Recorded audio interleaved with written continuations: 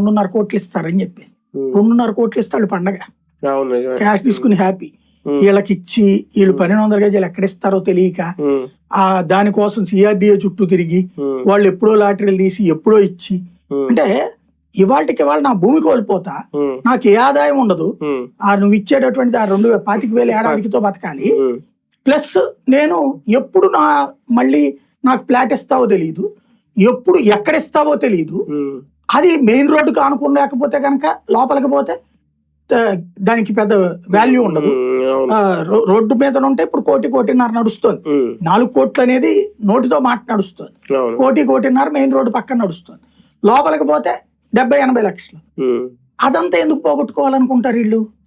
అంటే ఓన్లీ వీళ్ళకే ఇబ్బంది. ఇప్పుడు మెయిన్ రోడ్ దగ్గరలో ఉన్న పొలం, ఇప్పుడు లోపల ఎక్కడ ఉన్న వాళ్ళకి ఎక్కడ వచ్చినా ఆల్రెడీ ఇస్తానికి ముందుకు వచ్చేసారు కూడా.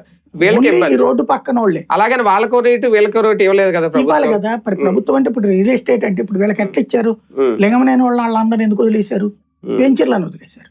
మరి మామూలు రైతులు ఎందుకు పట్టుకున్నారు?